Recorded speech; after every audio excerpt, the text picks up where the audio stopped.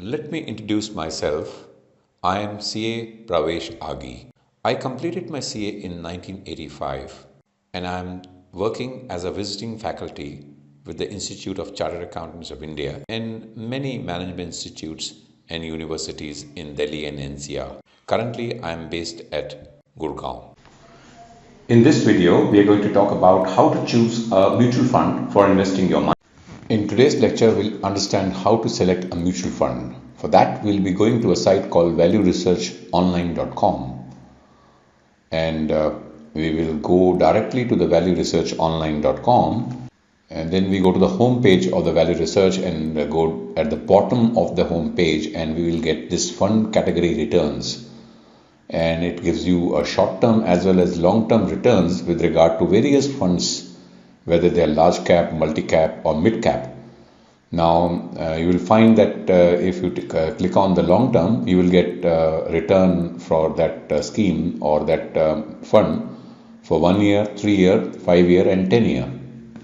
Now let's for example equity, if we just sort out in terms of the highest to the lowest returns for the 1 year, then equity FMCG has given the maximum in the last 1 year. It has given 36% return, and in the equity small cap has given 30 or 31%, and equity technology like this it has given, and we can just see all the return in a descending order.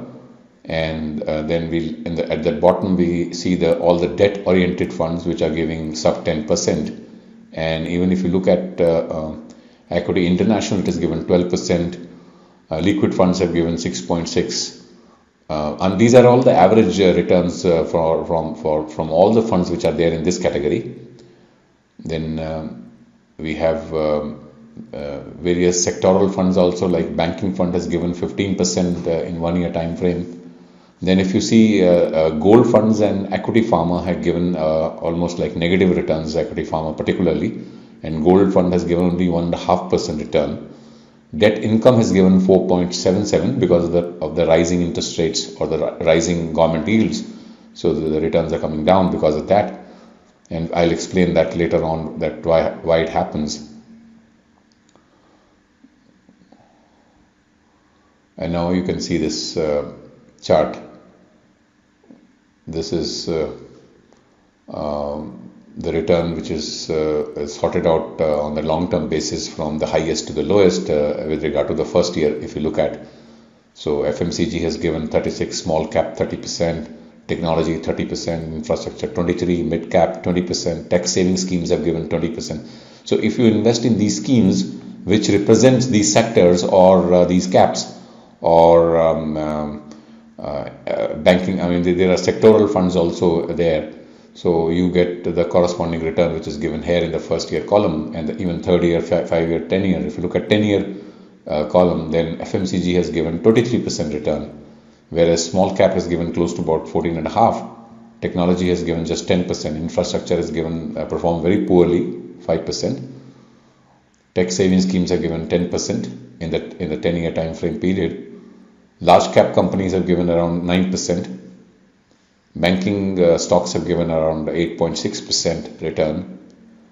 Hybrid equity, or now we can just go to the multi-cap because this is much safer fund, because here the money is invested in various kinds of companies, whether they are big, small or medium, and then we'll see that which scheme particularly has given the highest return out of the equity multi-cap.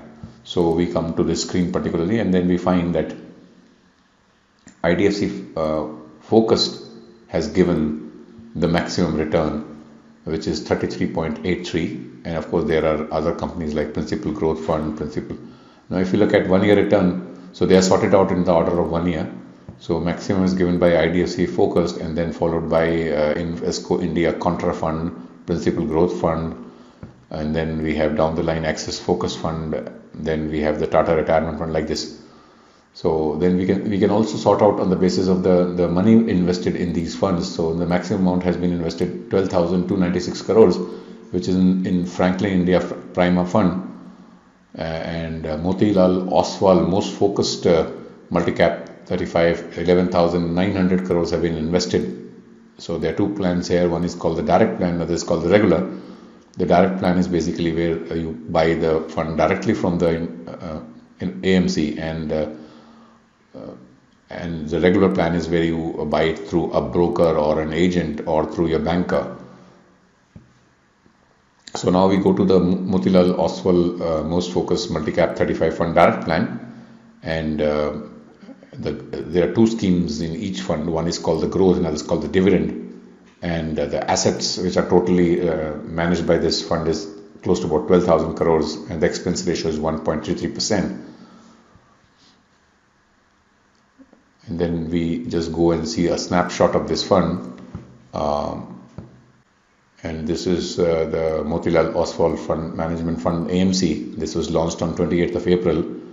It's the return since launch is close to about 30%. And you can make an SIP of 1,000 rupees, and there is a 1% redemption exit load. If you exit on this fund, they will deduct 1% from your returns. Then this fund has given this much of return over various time frames: 1 year, 3 years, 3 months. So 3 years it has given 17% return. In the 1 year time frame it has given 21%. Nifty, whereas which is a benchmark for this fund, has given far less compared to the fund itself.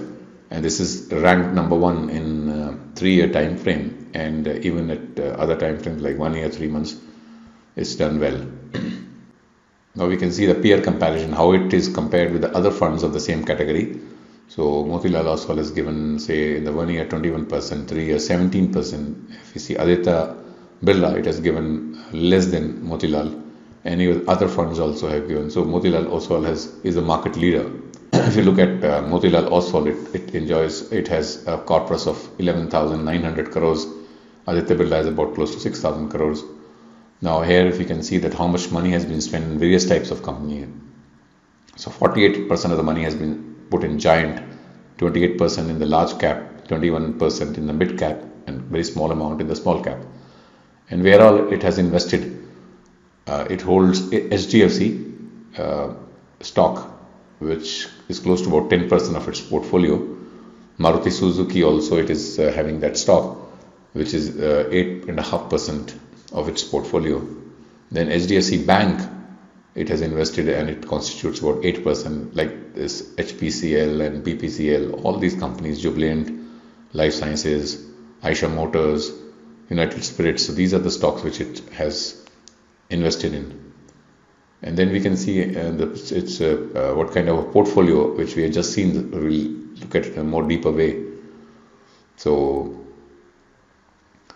this is a fund where 98% or 99% of the money is invested in equity, and only 1% or even less than that has been invested in cash or cash equivalent. So they maintain some cash balance to take care of any redemption pressure. So these are the holdings of this scheme. So HDFC, Maruti Suzuki, these are the stocks in which this scheme has invested particularly. And if you see Jubilant Life Sciences, there's a red sign here. That means they are reducing their exposure to this. So all the red means that they are reducing the exposure. Green means they are adding on these stocks into the portfolio. So these fund managers, they keep adding and they keep exiting from certain stocks. So a red sign indicates that they are exiting. And now we will see the performance of this fund. This is Motilal Oswal focused fund. Now how it has done compared to its benchmark. So there is a graph on the screen which tells you that it has done better than its benchmark. The red line or red graph represents the Motilal Oswal performance over the period from April to February 2018, and it has always overperformed. It has always performed better than the benchmark. So let's look at the risk measures of this fund, as well as the funds, other funds in the category, and certain other things regarding this Motilal Oswal fund. Now we see on the top, this fund has a mean return of 18.92%, which means that its average return is around 19%. But these returns come with a lot of volatility, and that volatility is represented by the standard deviation, which is 14%. Higher the standard deviation means that the returns are quite volatile, and the fund becomes riskier because it can go up and down in a time frame, in a short period of time. And Sharpe ratio would mean that a higher Sharpe ratio is always better. And Sharpe ratio represents basically the return per unit of risk.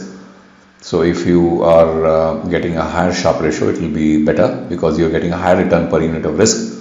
So if it is 1.13 and more, it should be better. If it is less, which means the return is less compared to the risk which you have taken. So the beta represents basically the risk compared to the market. So if whether it is a riskier fund compared to the funds available, so a higher beta would mean that it's more riskier, and lower beta would mean it is less risky. Generally, a beta of less than 1 is understood as that it is less risky. So you should always select a fund which has a less than 1 beta, but the Sharpe ratio should be always more because it is a better indicator that you get more return per unit of risk.